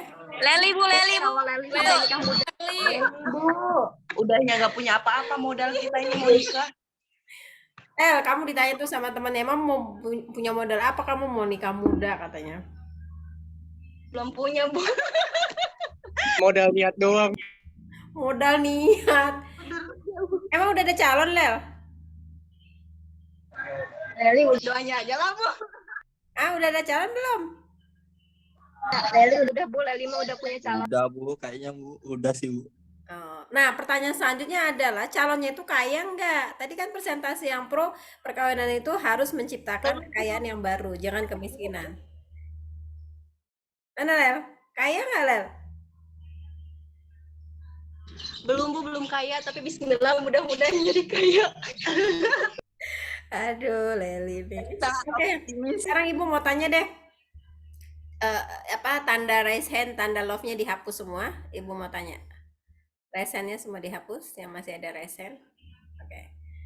Oke. Sekarang Ibu mau tanya deh, yang siap nikah muda, angkat tangan. Nikah sekarang. Siapa yang mau nikah sekarang? Angkat tangan. Di kelas ini. Ada? Leli doang berarti? Lel kok nggak angkat tangan, Lel? Iya Bu, Leli dong. Oh, Leli doang. Oke, yang lain nggak ada? Leli doang berarti? Oke, satu ya, Leli ya. Oke, yang lain? Enggak juga sih Bu, Lali masih labil. Nabila juga? Enggak Bu, belum siap. Bu. Tasya, Tasya. Tasya angkat tangan, Tasya angkat tangan. Berarti Tasya siap ya? Siap Bu, saya kalau ada jodohnya yang kaya raya. Kata Tasya, saya siap Bu jodohnya kalau yang kaya raya. Suami orang dong. Udah kaya raya mapan. Nauzubillah min zalik. Jangan. Kan belum Bahaya tentu kamu. udah suami orang Bu kalau udah mapan mah. Mapan, kaya raya, udah tinggal buka pintu sama suami orang. Kalau kawinnya sama Elvi, sama Aziz, sama Frianda mulai dari 0 ya, kayak beli bensin. Dimulai dari 0 ya Pak. Dimulai Belum dari 0 tentu ya juga, Bu. Bu. Tasya, kok jadi tenggelam, muka kamu mana? Sama siapa Non? Ketawa lagi. Oke. Ibu mau kasih PPT dulu ya, bentar ya. Mau share screen nih. 1 lembar aja. Untuk mengingatkan kita, sebenarnya ini sudah materi yang sebelumnya. Kelihatan nggak di layar? Kelihatan ya? Kelihatan kan? Bu. Kelihatan ya? Kelihatan nggak? Kelihatan Bu. Kelihatan ya? Ini nggak tahu nih ngegedenya gimana nih. Udah besar belum? Kelihatan kan? Mudah-mudahan kelihatan sih. Nah nih. Teman-teman, reproduksi perempuan itu panjang, lama, dan berbekas. Bedakan dengan laki-laki, sebentar tidak berbekas dan pasti enak. Makanya tandanya ketawa terus tuh dia di sebelah kanan. Kalau yang cewek, ya banyak sedihnya, mungkin bahagianya sedikit gitu. Kita lihat ya, dia punya vagina. Untuk menstruasi dia butuh 3-14 hari. Makanya kemudian dalam fikih yang menstruasinya lebih dari 14 hari itu disebut haidohnya atau darah menstruasinya itu kemudian bisa dimaklumi, bisa dikategorikan sebagai penyakit karena mostly rata-rata dia 3-14 hari. Can you imagine? Ya, jadi almost 2 weeks ya untuk time period bagi perempuan. Ketika dia melakukan hubungan seksual, oke taruhlah let's say 15-30 menit. Buat perempuan, hubungan seksual itu tidak selalu menyenangkan. Dan buat orang yang gak siap itu pasti menyakitkan. Itu sebabnya korban perkosaan selalu menderita bahkan trauma. Karena itu sangat menyakitkan. Jadi buat suami istri belum tentu menikmati, apalagi yang dipaksa. Ya, melahirkan, ini kalau spontan ya, let's say 1-2 hari itu kontraksinya, macam-macamnya lah ya. Itu ketika dia melahirkan. Kalau operasi, pasca operasinya itu lebih lama soal pemulihan. Nifas, habis melahirkan dia butuh 40 hari. Bayangin, reproduksi perempuan itu sudah panjang, berbekas. Hamil dia butuh 9 bulan. Menyusui dia butuh sampai 2 tahun. Sekali lagi, reproduksi perempuan itu panjang, lama, berbekas, dan belum tentu menyenangkan. Bandingkan dengan laki-laki. Pipis dia butuh waktu cuma 2 menit. Mimpi basah dia 2 jam dan pasti enak mimpi basahnya itu, apalagi kalau dengan artis yang dia sukain atau perempuan yang dia impikan misalnya begitu. Itu dia pasti akan menyenangkan buat dia. Ketika dia melakukan hubungan seksual, buat laki-laki nggak ada hubungan seksual yang nggak menyenangkan. Makanya kita ada lack of distorsi dari segi hukum.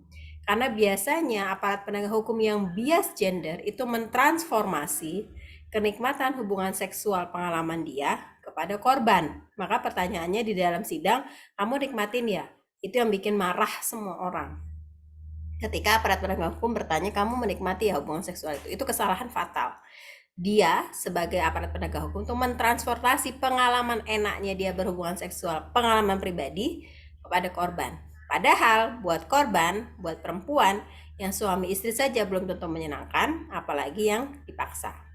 Ketika dia memproduksi sperma nggak ada dampak buat dia, nggak ada sakit, nggak enak dan lain sebagainya. Dia punya payudara tapi tidak difungsikan, gitu. Buat perempuan ketika sel telurnya itu harus luluh, dia butuh 14 hari. Dan ada yang orang sampai sakit luar biasa, sakit perut, nggak nyaman dan lain sebagainya. Sampai sini soal reproduksi, peran reproduksi perempuan dan laki-laki ya. Alat reproduksi buat perempuan dan laki-laki, ada pertanyaan?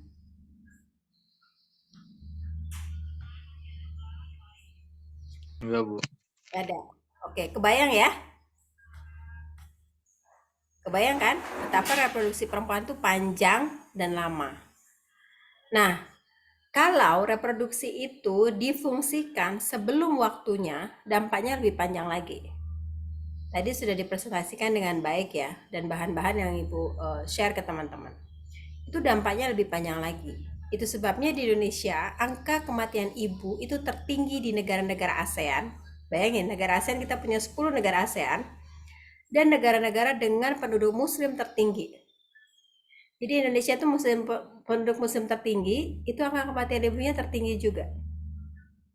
Bisa jadi itu karena pemahaman agama yang bias tadi, misalnya banyak anak banyak rezeki, pendapat dari para budaya misalnya, anggapan budaya, atau kekeliruan memahami ayat, atau kekeliruan memahami hadis. Yang masyarah sabab itu kan sebenarnya dikhususkan kepada laki-laki ya, supaya dia apa? Mencapai apa? Ba'ah itu apa sih? Kesiapan fisik, mental, seksual dan sebagainya. Betul, memang tidak ada patokan usia, supaya itu menegaskan kepada kita umat Islam bahwa kalau kamu mau melakukan sesuatu tuh harus well prepared. Jadi harus rapi, harus siap semuanya dari segi usia, kematangan dan lain sebagainya. Maksudnya itu di sana. Makanya nggak ada batasan usia. Kan tingkatan manusia itu pertama mumayyiz, baligh, baru ba'ah. Mumayyiz itu apa sih? Mumayyiz itu anak kecil yang dia belum bisa dia sudah bisa membedakan ini pensil, ini pisau, tetapi belum paham betul apakah gunting, pisau dan garpu itu punya dampak negatif yang berbeda. Bahkan bisa menyebabkan kematian misalnya. Bisa menyebabkan luka dari gunting, pisau dan garpu tadi dengan kerentanan yang berbeda-beda. Mumayyiz itu baru bisa sampai oh ini garpu loh, ini pisau, ini gunting. Tapi dia belum pada tahapan yang bisa mencederai nggak sih? Belum sampai sana. Baligh itu dia sudah bisa membedakan oh pisau ini kalau disalahgunakan bisa menyebabkan kematian. Demikian juga gunting. Begitu juga garpu. Dia udah sampai dalam tataran itu. Baligh. Tetapi apakah baligh, seseorang yang baligh itu boleh menikah? Pesannya hadis Nabi maupun ayat Al-Quran itu menikahlah ketika sudah sampai ba'ah. Jadi usianya sudah memenuhi. Ba'ah itu jadi dari segi reproduksi, dari segi kesiapan mental, dari segi sosial budaya dia sudah siap. Ini Ibu ngomong pada ngedengerin kan? Kok soalnya di layar pada ketawa-ketawa. Dengerin, Bu. Dengerin, Bu. Dengerin, Bu. Iya, Ibu. Dengerin, Ibu. Nah, jadi pada tataran ba'ah. Jadi kalau mumayyiz dia belum bisa membedakan. Kalau baligh dia sudah sampai membedakan. Makanya ada kewajiban agama kalau orang sudah mimpi basah dan menstruasi, dia punya kewajiban agama untuk dilakukan. Kalau nggak dilakukan dia berdosa. Ya. Tetapi dia belum punya kewajiban sampai tataran menikah atau ba'ah tadi. Jadi orang yang sudah boleh menikah itu kapan sih? Ba'ah. Usianya berapa? Ya minimal tuh 20 tahun, 19 tahun lah, sekurang-kurangnya. Tapi saya menarik ya, dan saya senang sekali apresiasi ke teman-teman. Teman-teman sudah bagus banget. Tidak ada yang menggunakan hadis usia pernikahan Aisyah dengan Nabi. Berarti apa yang sudah saya sampaikan ke teman-teman itu tertransformasi dengan baik. Karena hadis soal pernikahan Aisyah dengan Nabi Muhammad itu kan doif tuh. Yang betul adalah Aisyah menikah dengan Nabi Muhammad itu kira-kira usia Aisyah itu sekitar 19 atau 20 tahun. Jadi teman-teman sudah benar itu, tidak merujuk soal hadis tadi. Nah, selain soal usia, ya, bagaimana sih supaya kita tidak mendekati zina, la taqrabu zina? Di kampus itu ada kegiatan aktivitas kan, kayak ada IMM, ada nasi bungkus, ada macam-macam lah ya organisasi. Dalam Islam itu juga seperti itu. Kalau kamu belum mampu untuk menikah, maka aktiflah. Fastabiqul khairat kalau bahasa Al-Qur'annya. Berlomba-lomba dalam kebaikan. Jadi didorong untuk melakukan aktivitas yang baik, berlomba-lomba dalam kebaikan. Nah, itu memang perintah dari Nabi Muhammad dan perintah Al-Quran itu sendiri. Asroma ada di Zoom nggak Asroma? Asroma?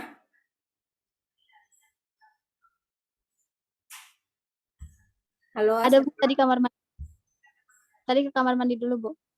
Iya, ini dari awal Zoom-nya nggak kebuka kameranya. Tadi Lama di kamar mandi. Oke, jadi teman-teman kembali lagi ke soal tadi ya, ke soal apa namanya usia. Jadi kematangan usia pernikahan itu baiknya itu sekurang-kurangnya di atas 19 tahun. Itu sebabnya fikih perlindungan anak yang dikeluarkan oleh Tarjih Muhammadiyah, minimal usia menikah itu adalah 21 tahun. Ya.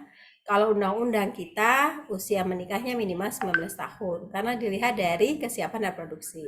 Nah, Muhammadiyah sendiri pakai 21 tahun karena melihat usia Aisyah menikah dengan Nabi Muhammad itu kurang lebih usia 20 tahun. Jadi salah besar kalau usianya itu adalah 6 tahun ya. Jadi yang betul tuh 20 sekitar 20-21 tahun sebagaimana Tarjih Muhammadiyah, putusan Tarjih Muhammadiyah tentang usia pernikahan. Nah, selain itu adalah soal pendidikan. Tadi sudah disinggung ya bahwa kalau nikah itu adalah soal pendidikan. Teman-teman ingat ya, pendidikan itu kita akan ingat lah ya soal utlubul ilma minal mahdi ila lahdi ya, banyak sekali kan hadis-hadis yang bicara soal mendorong orang untuk berpendidikan. Bahkan di surat Al-Mujadilah ayat 11 bahwa orang diminta untuk duduk dalam satu majelis, lalu orang yang paling mendapatkan apresiasi adalah orang yang berilmu.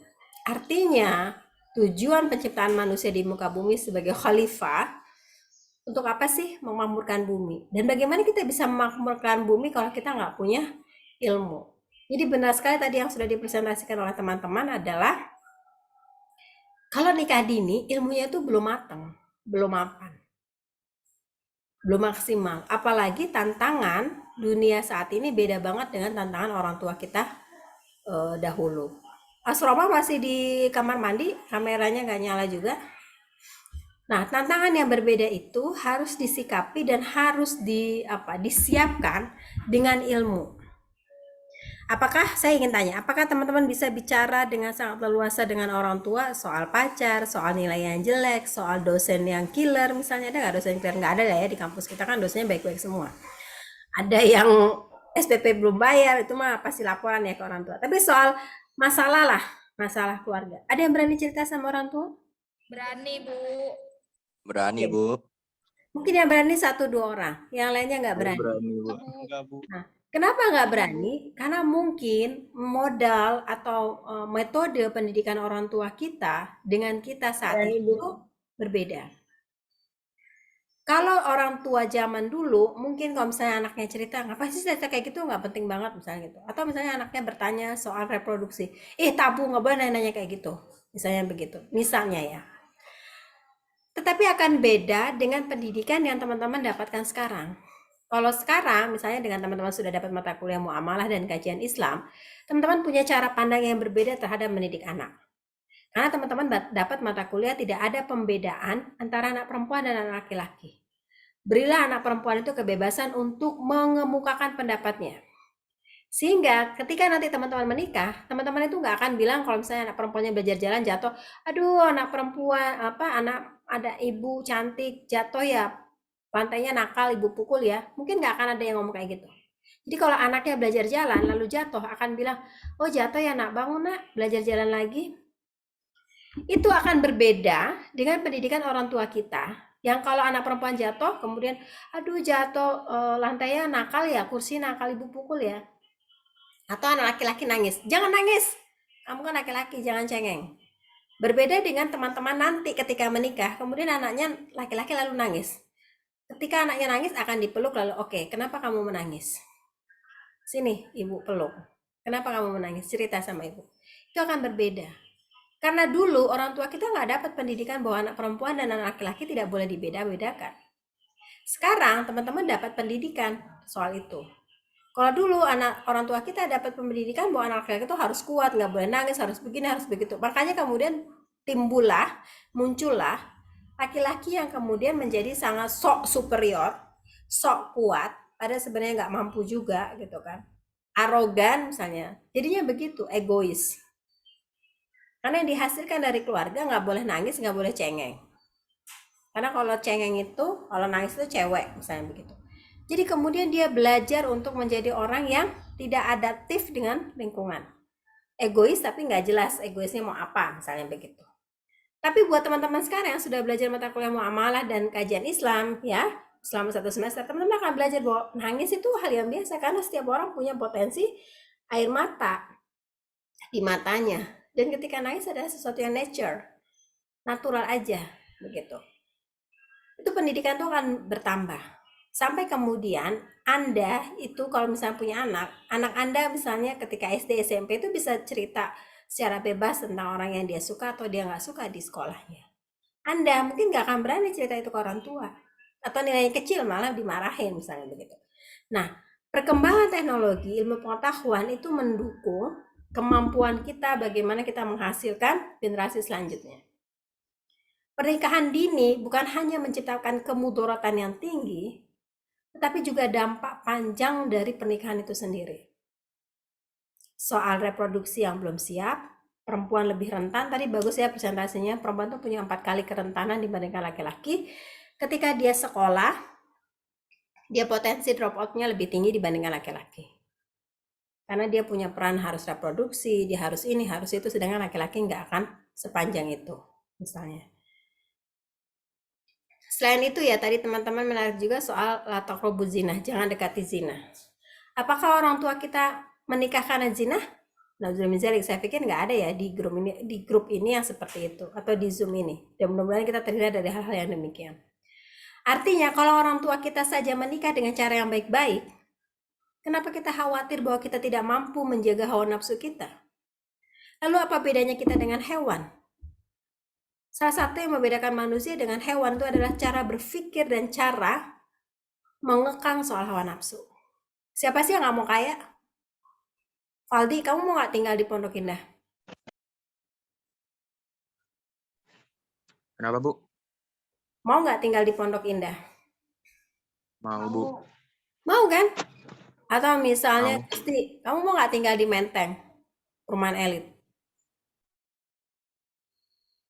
Gusti Muhammad Enda, mau nggak tinggal di Menteng, perumahan elit? Boleh, Bu. Mau kan? Tapi pertanyaannya, Valdi, Gusti, nggak punya uang? Bukan nggak punya. Belum punya uang untuk beli rumah di sana. Apa mereka harus merampok? Harus korupsi? Enggak kan? Nah, mereka saja bisa mengekang hawa nafsu untuk menjadi orang kaya mendadak, atau misalnya juga dengan cara-cara yang tidak baik yang dilarang oleh agama, misalnya begitu kan, judi apa segala macam. Mereka tidak melakukan itu, walaupun sebenarnya pengen banget tinggal di Menteng, pengen banget tinggal di Pondok Indah, atau pengen banget tinggal di apartemen yang keren-keren misalnya. Tapi nggak punya kemampuan saat ini dan tidak melakukan hal-hal yang dilarang oleh agama. Bisa kok mengekang hawa nafsu. Kenapa soal nikah kita selalu berargumen, nggak bisa menekan hawa nafsu, nggak bisa ini. Loh, hawa nafsu itu yang melatih kita kok, ya kan? Ya nggak sih? Yang Iya, mengekang Bu. kita nggak? Iya, Bu. Iya. Menahan untuk tidak ngantuk mata kuliah ini misalnya. Siapa yang ngatur? Kita kan, ngantuk banget saya, udahlah supaya saya nggak tidur, saya begini aja, misalnya begini. Atau begini. Tapi sebenarnya ngantuk banget gitu. Tapi kita menahan diri gitu loh. Karena ini penting buat masa depan. Ilmunya juga bermanfaat. Kita bisa belajar, berargumen, kayak gitu-gitu. Nah, yang mengatur siapa? Kan kita. Kalau enggak, apa bedanya kita dengan hewan? Kucing misalnya, dia bisa bergonta-ganti pasangan. Tapi lihat buaya. Buaya itu kan pasangannya cuma satu. Dan kenapa ketika orang menikah itu, orang Betawi bawanya itu roti buaya? Karena buaya itu identik dengan setia. Jadi hanya satu pasangan aja. Sama kayak burung apa itu namanya? Yang dia besar itu, gede. Apa sih namanya itu ya? Lupa saya. Itu dia hanya satu pasangan aja. Kalau pasangannya meninggal, mati gitu kan burung itu, ya udah dia sendiri selamanya. Nah, kalau hewan saja bisa begitu gitu loh. Dan yang membedakan kita manusia dengan hewan, itu kan apa sih yang membedakan manusia dengan hewan? Itu soal perut ke bawah. Maka kemudian dalam agama itu perut itu dijaga dengan cara puasa. Hewan nggak ada dia puasanya. Dan hawa nafsunya hewan kalau sudah lapar itu dia bisa memangsa anaknya sendiri. Kucing jantan itu kalau lapar dia bisa makan anak kucing dia sendiri. Makanya biasanya kucing betina itu selalu melindungi anak-anak kucing yang baru lahir. Karena kucing jantan itu kalau sudah lapar tidak bisa menahan dan bisa memakan anaknya sendiri. Begitu. Itu yang membedakan manusia dengan yang lain. Itu soal perut ke bawah, dan leher ke atas ya, akal. Jadi kendalikan siapa?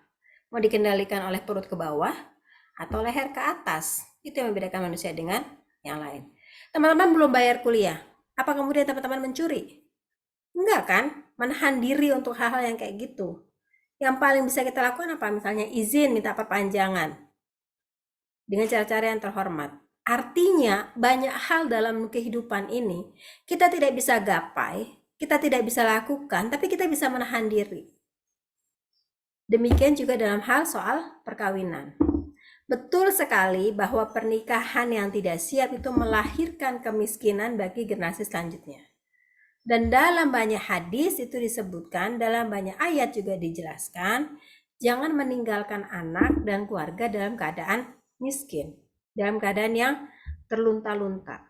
Supaya apa? Supaya mereka tidak lemah secara akidah. Orang kalau sudah miskin itu biasanya munculnya adalah musyrik. Ya. Musyrik, syirik, karena dia akidahnya menjadi tidak kuat. Itu sebabnya kita diminta untuk itu, menjaga diri dan keluarga dari api neraka dan dari kemiskinan. Ku anfusakum wa ahlikum naro. Jagalah dirimu dan keluargamu dari api neraka. Betul sekali. Apa contohnya? Mendidik anak-anak. Dijelaskan bahwa reproduksi perempuan dan laki-laki berbeda. Bahwa laki-laki itu harus menghormati perempuan. Ya, kalau kamu menghormati perempuan, kamu seperti menghormati ibu. Jadi itu yang ditekankan. Seringkali kita selalu menekankan kepada keluarga untuk menghormati ibu, tetapi lupa mengingatkan untuk menghormati perempuan lainnya. Padahal menghormati perempuan lainnya itu sama aja dengan menghormati ibu. Iya kan? Dalam surat An-Nisa ayat 9 itu kan jelas banget tuh perintahnya. Takut kepada Allah dan janganlah sekali-sekali meninggalkan anak-anak dalam keadaan lemah. Ya, dan harus khawatir terhadap kesejahteraan mereka. Dan hendaklah bertakwa kepada Allah. Supaya apa? Supaya keluarga kita tidak terjerumus kepada perbuatan musyrik. Begitu nggak Putri Aulia Nur?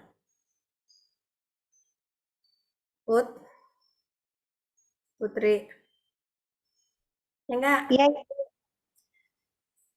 Oke, gimana Tini? Gimana Nabila? Gimana Leli? Alvin? Tadi siapa yang bilang, wah ibu mau udah ada kecenderungan nih. Emang dong, kecenderungan aku adalah melarang kalian semua menikah sebelum selesai kuliah. Dan sebelum bekerja. Jangan coba-coba. Iya, Bu. Terus nanti kata yang ada calon juga. Iya, Bu. Terus nanti kata yang mau nikah gini, aduh kalau gitu saya mau nikah nggak usah ngundang ibu aja deh. Henry, kamu ketawanya keras banget. Kenapa, Henry? Kamu mau nikah? Enggak kan? Enggak, Bu. Kerja dulu, Bu. Iya gitu. Jadi diamalkan dulu ilmunya. Ibu Dimanfaatkan. nanti kalau tidak nikah ibu datang ya di NTB tapi. Amin. Kalau tiba-tiba dilamar orang gimana? Hah? Kalau tiba-tiba dilamar orang gimana? Yang lamar siapa sih, Nabila? Nggak ada kan misalkan Bu gitu. Ya bilang dong Nabila, aku selesai dulu ya S1 gitu. Jadi kamu fokus dulu selesai S1, skripsinya selesai gitu. Anda tahu nggak sih pengalamannya itu luar biasa banget loh. Aku soalnya ngerasain lagi S2 terus kemudian hamil kan. Itu luar biasa loh perjuangannya. Nah, saya nggak tapi saya S2-nya itu 17 bulan. Tadi siapa yang presentasi? Kan kita bisa kok sambil sekolah, sambil menyelesaikan. Kan tiap orang beda-beda. Betul, tiap orang beda-beda. Tetapi apakah semua orang itu bisa sama seperti Yulia Tutmaina? Alah. Betul bisa tapi susah. Alvin. Karena tuh luar biasa, aku ngalamin banget. Ketika ngurus tesis, kemudian hamil. Walaupun aku selesai ya dalam waktu 17 bulan. 17 bulan itu nggak nyampe 2 tahun loh, S2. Itu jarang banget orang bisa S2 17 bulan. Dan itu wisuda terbaik. Nah, teman-teman bisa nggak meyakinkan diri? Tough, kokoh, kuat, bahwa bisa selesai.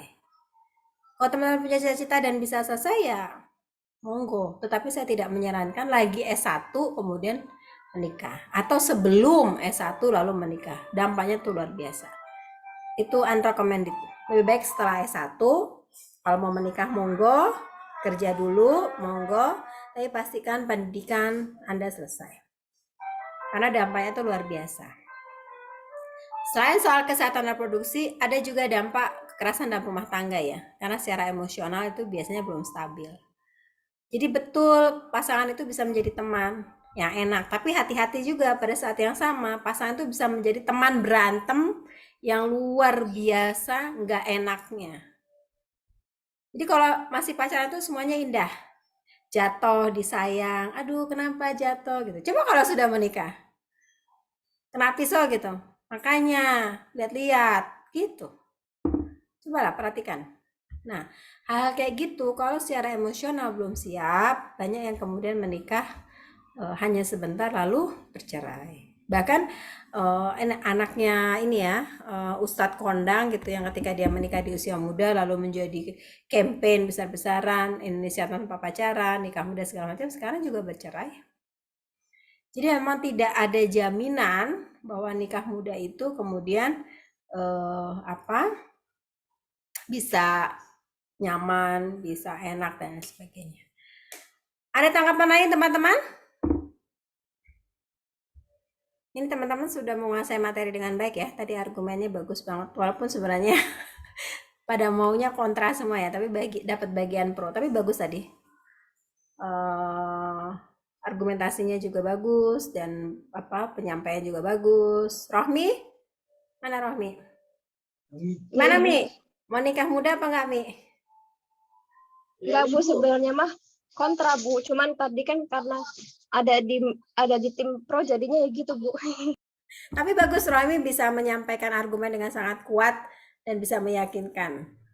Teman-teman yang kontra juga begitu bagus, bisa menyampaikan argumen yang baik dan kuat. Sampai tadi ada teman kita, siapa tadi? Yang dia sebenarnya di kelompok yang pro, tapi kemudian berubah menjadi kontra. Berarti teman-teman sudah bagus ya, menguasai materi dengan baik dan menyiapkan materi juga dengan baik. Kasih aplaus buat semuanya.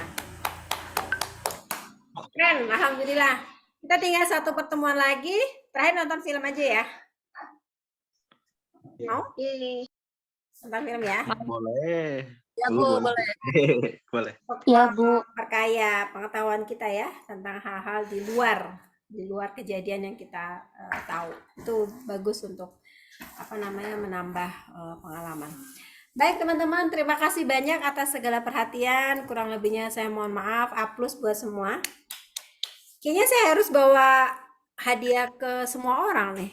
Karena tadi argumennya bagus-bagus dan pendapatnya bagus-bagus. Terutama buat yang presentasi ya. Keren. Yang tadi kasih pendapat mewakili kelompok, keren. Nanti ketua kelas siapa ya?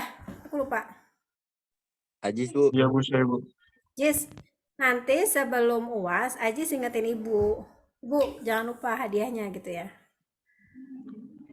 Pas di ulangan itu Bu. Iya, sebelum ulangan.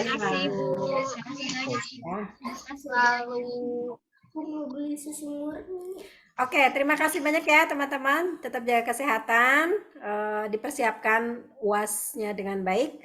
Soalnya nggak jauh dari yang sudah kita bahas. Hadis dan ayat juga pasti nanti ada pembahasan, jadi pastikan teman-teman argumentatifnya dengan baik, dan kemungkinan besar kita ujiannya itu tulis tangan kemungkinan. Karena kemarin waktu pas ujiannya tulis Waktu pas ujiannya ketikan, ada yang copy paste dari internet. Jadi kayaknya itu begitu masuk ke database warnanya merah. Nah, untuk menghindari hal yang demikian, nanti kita coba tulis tangan lagi. Baik teman-teman, terima kasih banyak atas segala perhatian. Saya salut dengan kelas ini. Billahi taufiq wal hidayah. Fastabiqul khairat. Wassalamualaikum warahmatullahi wabarakatuh. Kurang lebihnya saya mohon maaf. Waalaikumsalam warahmatullahi Udah di absen belum, Bu? Warahmatullahi wabarakatuh, Ibu. Terima kasih Terus buat banyak. kita semua ya. Keren. Bu, ini udah di absen belum, Bu? Udah Ji, sudah Ibu absen. Semuanya masuk kan? Ada yang nggak masuk? Masuk semua, Ibu. Masuk, Bu. Oke, sip. Kecuali yang sudah keluar dari Zoom ya. Ya udah dihitung absen saja. Oke, makasih banyak teman-teman. Assalamualaikum. Waalaikumsalam warahmatullahi wabarakatuh. Terima kasih juga, Bu. Terima kasih banyak ya, Bu.